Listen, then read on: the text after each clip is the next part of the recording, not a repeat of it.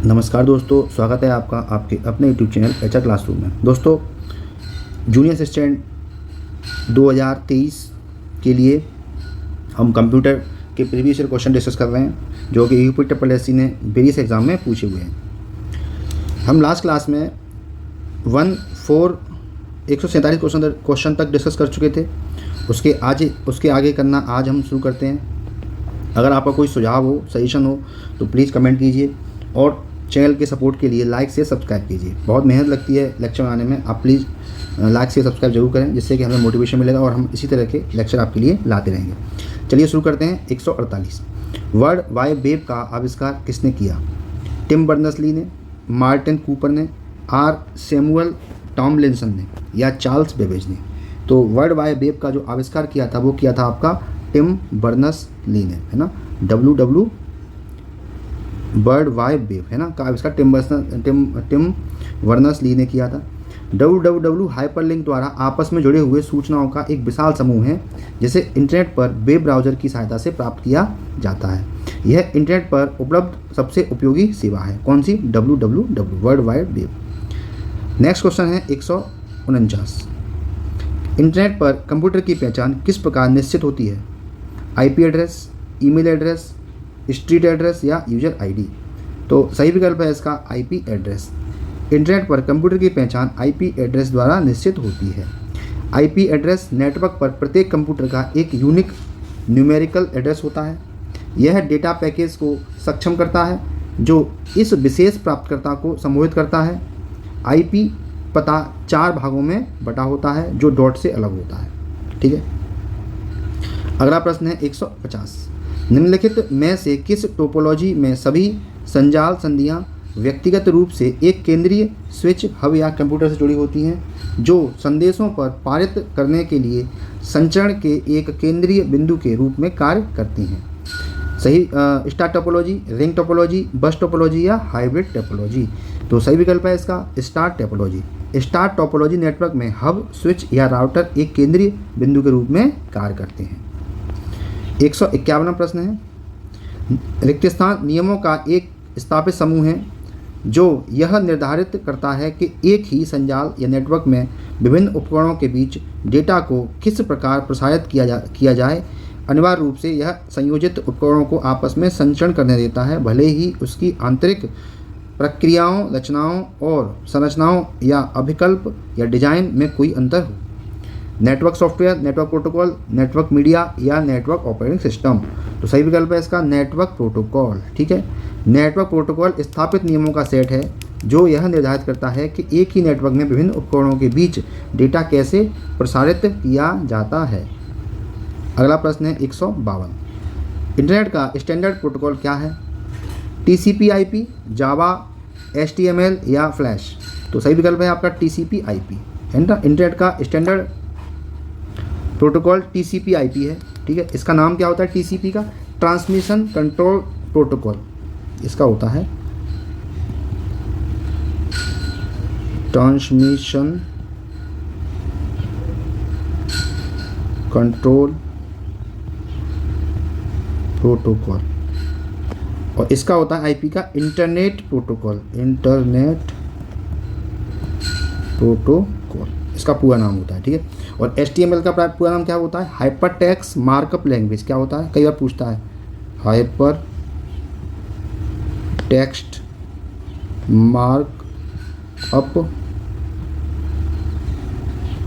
Language. इसका प्रयोग website बनाने के लिए किया जाता है। किसका? HTML का प्रयोग। ठीक है। अगला प्रश्न करते हैं 153। निम्न में से कौन सी निम्न पावर लोकल एरिया वायरलेस संचार तकनीकी है? ब्लूटूथ, मार्कअप, ईथरनेट या सेलुलर नेटवर्क? तो सही विकल्प है इसका ईथरनेट, है ना। ईथरनेट लोकल एरिया नेटवर्क पर काम करने वाली वायरलेस संचार तकनीक है। इसकी जो अभिकल्पना है वो 1973 में वॉव रॉबर्ट मैटकॉफ ने की थी। किसने की थी? वॉव रॉबर्ट मैटकॉफ ने इसकी संकल्पना की थी। अगला प्रश्न संख्या 154। इंटरनेट में प्रोसेस टू प्रोसेस संचार के लिए निम्न में से कौन से प्रोटोकॉल प्रयोग होते हैं? Network layer protocol, data link layer protocol, application layer protocol या ट्रांसपोर्ट लेयर प्रोटोकॉल? तो सही विकल्प है इसका ट्रांसपोर्ट लेयर प्रोटोकॉल। इंटरनेट में प्रोसेस टू प्रोसेस संचार के लिए ट्रांसपोर्ट लेयर प्रोटोकॉल का प्रयोग होता है। यह लेयर परिवहन परत के ऊपर रहने वाले कई नेटवर्किंग अनुप्रयोगों को अनुमति देती है। अगला प्रश्न है 155, टीसीपी का पूर्ण स्वरूप क्या है? Transmission carrier package, terminal control protocol, transmission control protocol, transport control protocol? सही विकल्प है इसका आपका C, transmission control protocol TCP का पूर्ण रूप है। दोस्तों अगला प्रश्न है आपके सामने 156, रिक्त स्थान एक भौतिक स्थान जैसे भवन, कार्यालय या घर में एक साथ जुड़े उपकरणों का एक संग्रह है।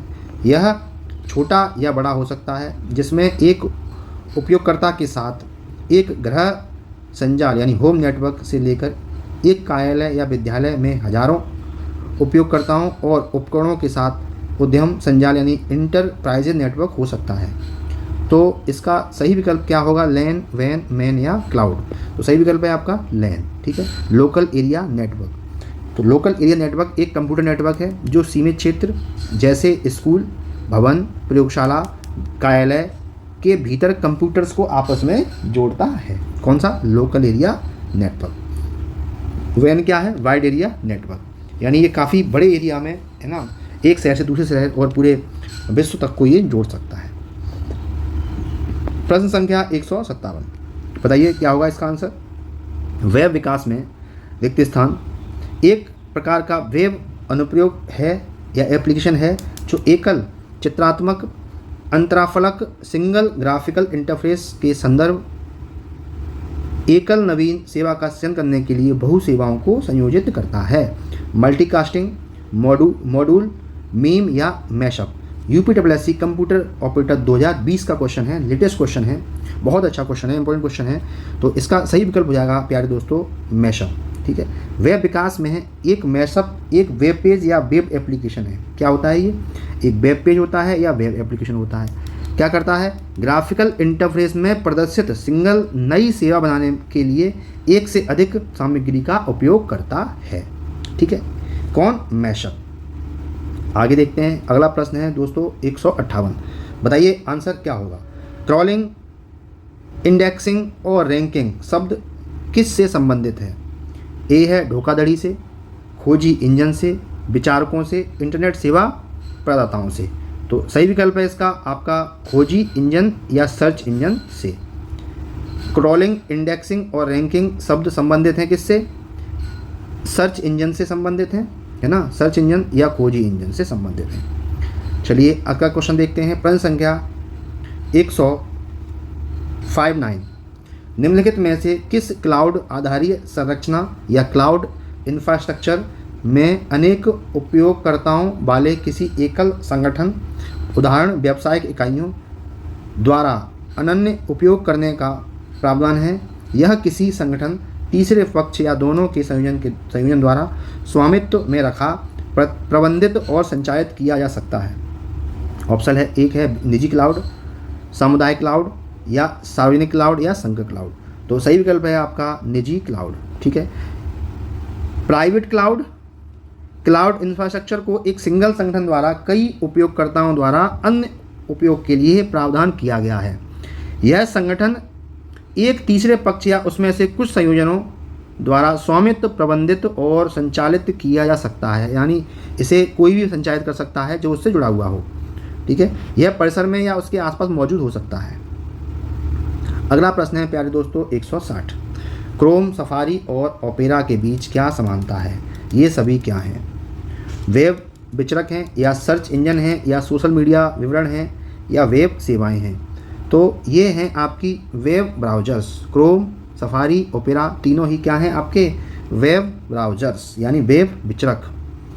161 क्वेश्चन है आपके सामने, ई कॉमर्स, ई लर्निंग, ई बैंकिंग, एम कॉमर्स आदि निम्नलिखित में से कौन सी सेवाएं हैं? व्यापार सेवाएं हैं, उपभोक्ता सेवाएं हैं, इंटरनेट सेवाएं हैं या ई सेवाएं हैं? तो ई कॉमर्स, ई लर्निंग, ई बैंकिंग, एम कॉमर्स क्या है? आपकी ई सेवाएं हैं। क्या हैं? आपकी ई सेवाएं हैं। इलेक्ट्रॉनिक्स, की सहायता से दी जाने वाली सेवाएं हैं। ठीक है, ये सेवाएं इंटरनेट के विकास की वजह से काफ़ी उपयोगी हो गई हैं, और रोज़मर्रा का जो हमारा जो प्रक्रिया है वो इन सेवाओं से काफ़ी ज़्यादा सुगम हो गई हैं, और मानव का जीवन भी काफ़ी सुगम हो गया है बेहतर इंटरनेट सेवाओं के प्राप्त होने से या उपलब्ध होने से। 162 क्वेश्चन है 162। केविन सिस्ट्रॉम और माइक क्लियर निम्नलिखित में से किसके संस्थापक हैं? बहुत ही इंपॉर्टेंट क्वेश्चन है, लोअर PCS एग्जाम 2019 शिफ्ट 1 में आया हुआ क्वेश्चन है। ये व्हाट्सअप के हैं, ट्विटर के हैं, इंस्टाग्राम के हैं या लिंकन के हैं? स्ट्रॉम और माइक सिस्ट्रॉम और माइक क्रिगर ये हैं आपके किसके? इंस्टाग्राम के। किसके हैं? इंस्टाग्राम के। ठीक है, फेसबुक के कौन हैं? व्हाट्सअप के कौन है? व्हाट्सअप के हैं आपके संस्थापक जेन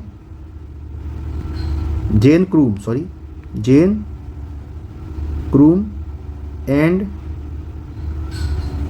एंड ब्रायन एक्टन। जेम क्रूम और ब्रायन एक्टन। ठीक है, ट्विटर के कौन थे आपके? ट्विटर के 3 थे आपके। एक थे आपके जैक डॉर्सी, नोह ग्लास, अभी ये हमारे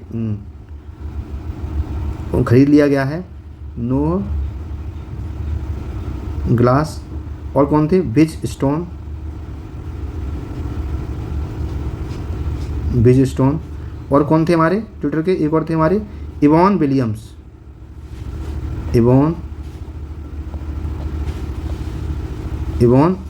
ठीक है, चलिए, इसकी स्थापना कब हुई थी? इंस्टाग्राम की 2010 में हुई थी। ठीक है, नेक्स्ट क्वेश्चन है आपके सामने 163। एक ऐसा उपकरण है जो अन्य प्रोग्राम या उपकरणों के लिए कार्यात्मकता प्रदान करता है जिन्हें ग्राहक या क्लाइंट कहा जाता है? इंट्रानेट, डोंगल, थर्मोस्टेट या सर्वर? तो सही विकल्प है सर्वर। सर्वर एक ऐसा उपकरण है जो अन्य प्रोग्राम या उपकरणों के लिए कार्यात्मकता प्रदान करता है जिन्हें क्लाइंट या ग्राहक कहा जाता है। दोस्तों, अगला प्रश्न है आपके सामने 164। कंप्यूटर के संदर्भ में जिस तरीके से कोई विरोधी सिस्टम में प्रवेश कर सकता है और संभावित रूप से क्षति का कारण बन सकता है, उसे क्या कहा जाता है? उसे क्या कहते हैं? हमला सतह यानी अटैक सरफेस, हमला हस्ताक्षर अटैक सिग्नेचर, हमला पैटर्न अटैक पैटर्न, या हमला पथ यानी अटैक पथ? तो सही विकल्प है आपका हमला सतह। कंप्यूटर के संदर्भ में जिस तरीके से कोई विरोधी सिस्टम में प्रवेश करता है और संभावित रूप से क्षति या का कारण बनता है, उसे हमला सतह कहा जाता है। होता क्या है कि एक ऐसा व्यक्ति जो अपने व्यक्तिगत लाभ के लिए किसी दूसरे व्यक्ति के कंप्यूटर और कंप्यूटर नेटवर्क से जानकारी गैरकानूनी तरीके से उन्हें हानि पहुंचाता है ना, जानकारी प्राप्त करके उनको हानि पहुंचाता है। ठीक है, उसे क्या कहते हैं? हैकर कहते हैं। क्या कहते हैं? हैकर। अगला प्रश्न है 165। रे टॉमलिंसन को किसका श्रेय दिया जाता है? सबसे पहला ईमेल भेजने के लिए, पहले कंप्यूटर के निर्माण के लिए, कैलकुलेटर के आविष्कार के लिए, या इंटरनेट के विकास के लिए? तो रे टॉमलिंसन को सबसे पहला ईमेल भेजने के लिए जाना जाता है। सबसे पहला ईमेल का जनक इन्हें ही कहा जाता है। ईमेल का जनक ही कहा जाता है। ये देखिए आपके ही एग्जाम में 2019 में पूछा गया है, रे टॉमलिंसन। बहुत अच्छा क्वेश्चन है।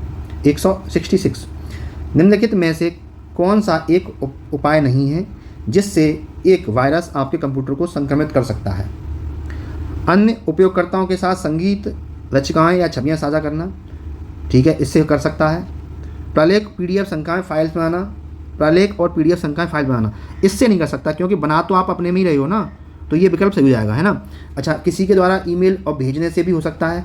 निःशुल्क गेम, टूलबार्स, मीडिया प्लेयर्स और अन्य जो सामग्री होती है उसको डाउनलोड करने से भी, यानी दूसरे सिस्टम से कनेक्ट हो जाए आपका, तो आपको वायरस मिल सकता है। अब यहाँ पीडीएफ अपने ही बना रहे हो, तो यहाँ पे जब दूसरे से टच ही नहीं कर रहे हो, दूसरे में संपर्क नहीं कर रहे हो, तो क्या होगा? कुछ नहीं होगा, वायरस आएगा ही नहीं। अगला है, ईमेल प्राप्त करने के लिए कौन सा प्रोटोकॉल उपयोग में आता है? कई बार क्वेश्चन आ चुका है। SMTP या hyper text transfer protocol, FTP या PO3? तो विकल्प आपका कौन सही है इसमें? डी। ईमेल प्रोटोकॉल ईमेल भेजने और प्राप्त करने की नियम और प्रक्रियाएं हैं। POP3 और IM, एक और चीज़ होती है, कौन सा? IMP4 प्रोटोकॉल का प्रयोग, यानी इसका और इसका, इन दोनों प्रोटोकॉल का प्रयोग एक ईमेल सर्वर से ईमेल प्राप्त करने के लिए होता है। अगला प्रश्न है आपके सामने 168। कंप्यूटर विज्ञान में ASP का विस्तारित रूप क्या है? सार सेवा प्रदाता, आवेदन सेवा प्रदाता, आवेदन संकेत प्रदाता या सक्रिय सेवक पृष्ठ। तो इसके जो विकल्प हैं वो आपके आयोग ने माने हैं, आपके बी भी माना है, आपका डी भी माना है। ASP का जो विस्तार है वो होता है आपका एक्टिव सर्वर पेज। क्या होता है? एक्टिव सर्वर पेज, ठीक है। यह एक माइक्रोसॉफ्ट टेक्नोलॉजी है जो इंटरनेट और वेब पेजों के बीच मध्यस्थता करता है। इसका सारा काम सर्वर पर ही होता है। ASP का विस्तारित रूप क्या होता है? ASP का विस्तारित रूप है एप्लीकेशन सर्विस प्रोवाइडर भी है ना। ASP का अन्य रूप भी होता है। क्या होता है? एक तो एक्टिव सर्विस पेज होता है, एक होता है आपका एप्लीकेशन सर्विस